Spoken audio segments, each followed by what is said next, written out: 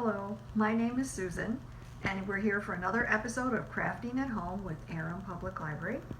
This is week 4 of our Clay Pot Extravaganza, and this week we are going to be making a floral candle display for your deck, and we're going to start by looking at a list of supplies. So to begin with, I have 6 stems of artificial flowers that are already cut up and ready for me. I selected hydrangeas and pansies because I like the colors. They are cut at about a 4 or 5 inch length or height, and I have them all cut at the same height because I want to create a flower ring. The finished product actually used 7 different colors of acrylic paint. Some of them are actually called patio paint. Just a caution, if you're going to do patio paint, the directions on here call for 72 hours of drying time. My paintbrush today is actually pencil eraser, so I have a couple of pencils, lots of paper towels. I will be using a paper plate as my palette, and I have 4 colors on here, which I'm going to use to demonstrate this technique called confetti painting. This is a 4.5 inch pot, which I will demonstrate on. A McDonald's cup that I trimmed so that it will fit inside of the 6.5 inch flower pot. I have a 6 inch electric pillar candle, and of course you're looking at our 6.5 inch pot, which is already painted in the style called confetti drops.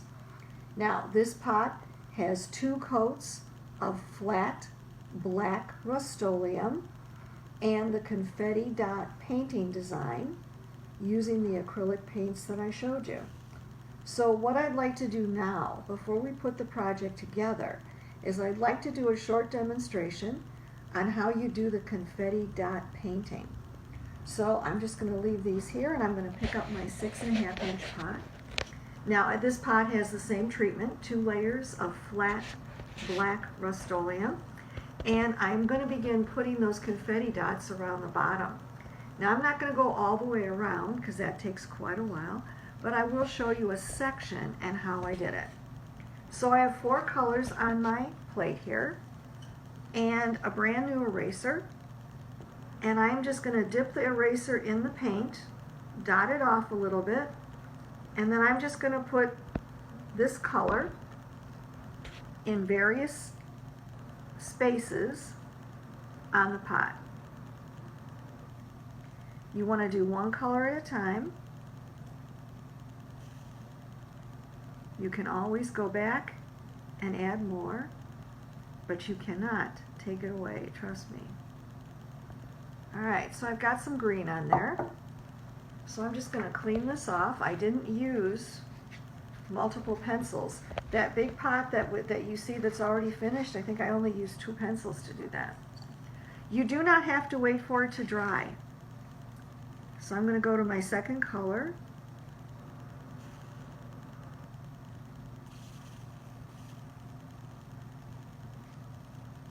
And I am just going to add some dots. There is no rhyme or reason to where the colors go. If you get a dot and it doesn't appear to have enough paint, go back and get some more.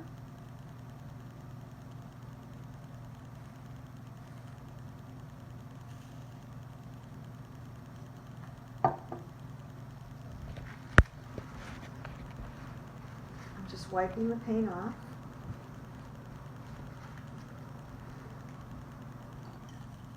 I'm going to grab the orange.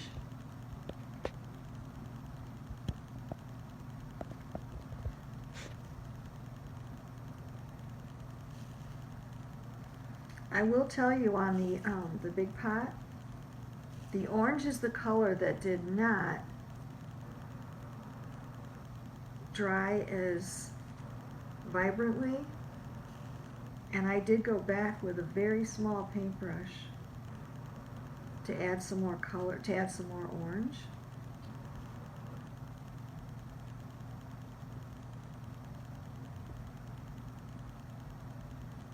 Because you're not going in a straight line,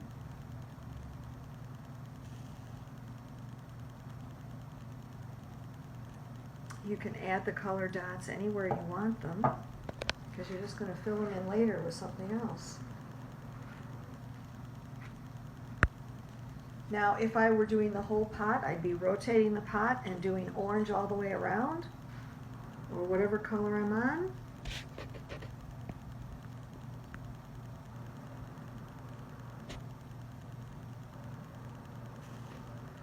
If you get a lot of paint on the pencil eraser and push down, you actually get a larger dot.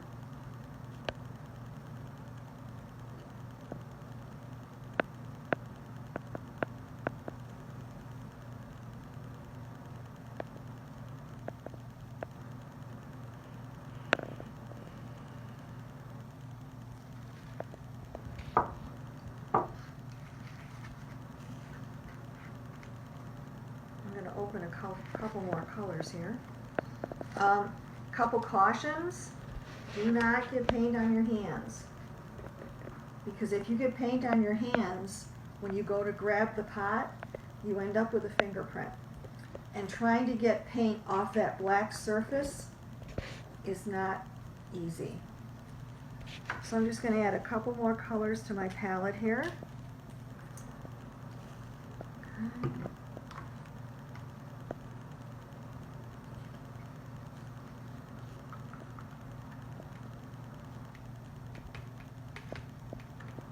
Last week when we were talking about colors, thick paint was a problem.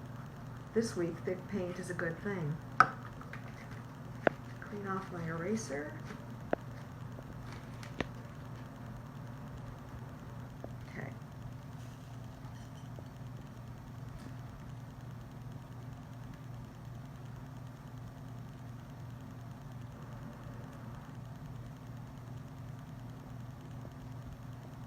So I'm just going to add some purple in here.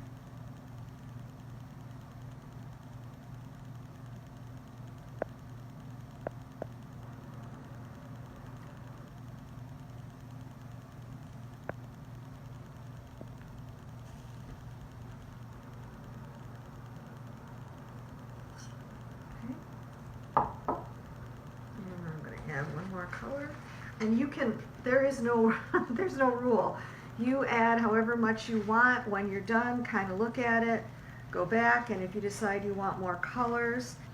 When I actually started the larger pot, I did not have, I think I only had 5 colors. And I decided I needed more colors because of the size of the pot. So I actually went back to my supply room and got some more. So we're going to add some yellow here.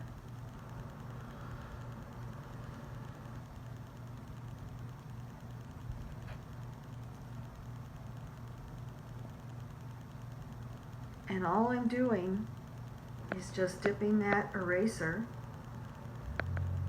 into the paint. There we go.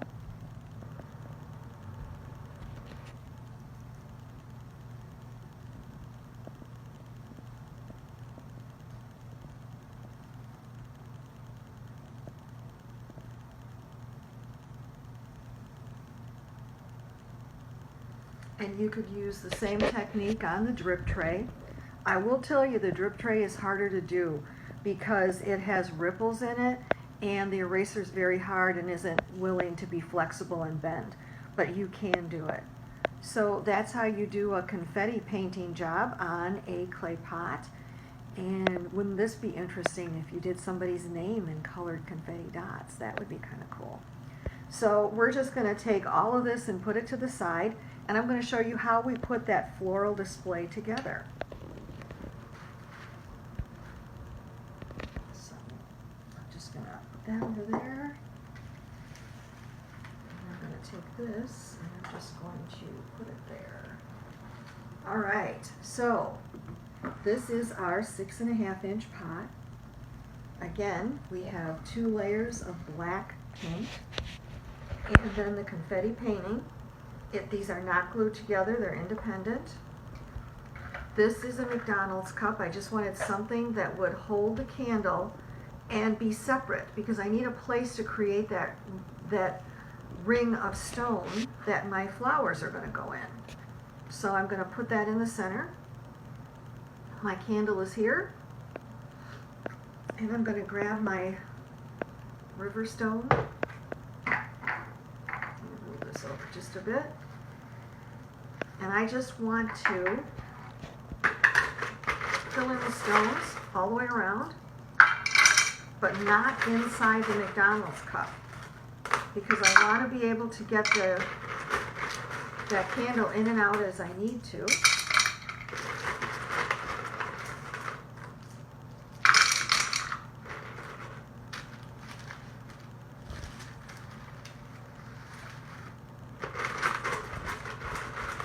And yes, I could probably use a trolley, but this will work. This is not going to take a lot of stones because that cup is taking up the center of the pot.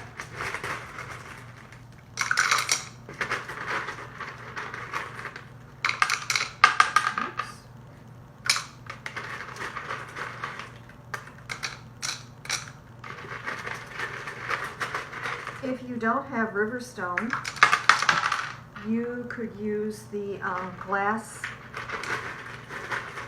marbles that you get at a craft store. One escaped.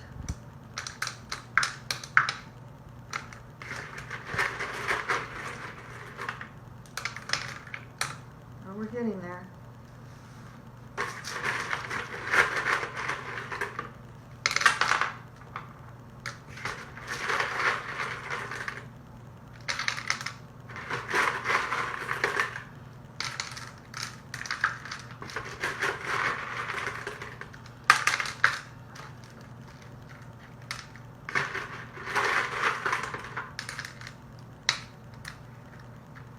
I think we're good.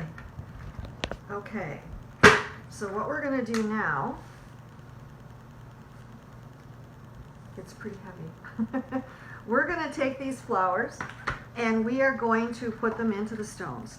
The stones are going to be the styrofoam or floral foam, if you will, and we're going to begin, and you're just going to, you kind of have to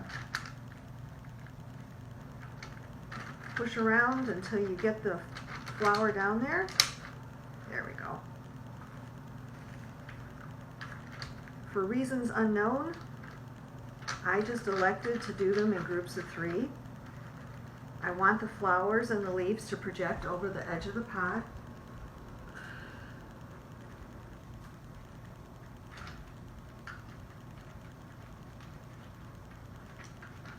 And you just have to keep pushing until it goes in. I am not using glue or anything to hold the flowers in place.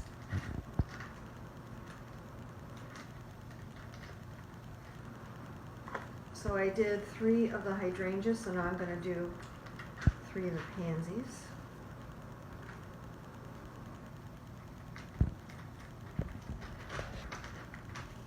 And you can start with 3 of each, and then when you get done, look at it and decide if you need some more. I have way more than that cut, but I wasn't sure how many I was going to need.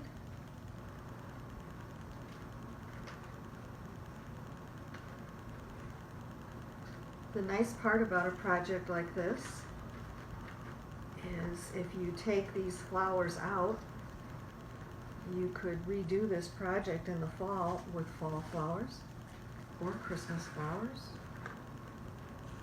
Whoops.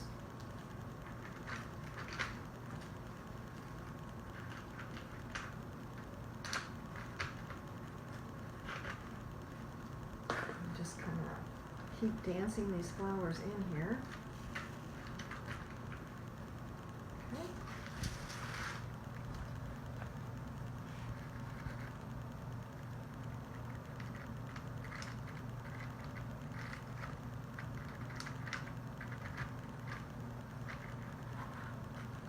And this isn't a case of put one in the front, one in the middle, one in the back. It's a case of put the flowers wherever the flowers will go in.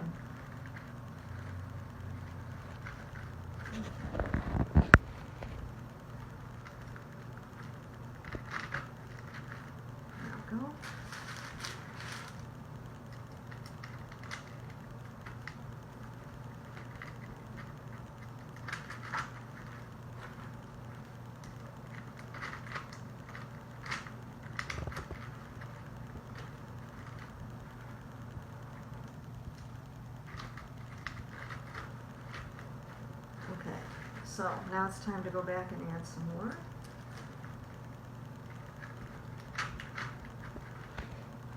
And these stones are very forgiving. They will allow you to go back and add more.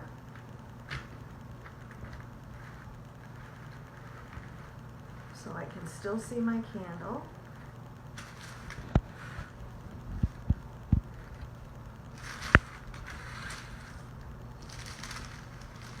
Alright, so let me just take care of this.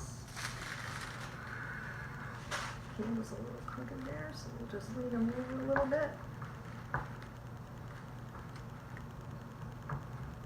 Alright, so this is the finished product, which we didn't show you in the beginning because we're going to go out on the deck and we're going to see what it looks like at night when the candle is lit. Let's go outside. Welcome back. We're outside, we're on the deck, it's twilight, and a perfect time to look at our floral candle display that we created.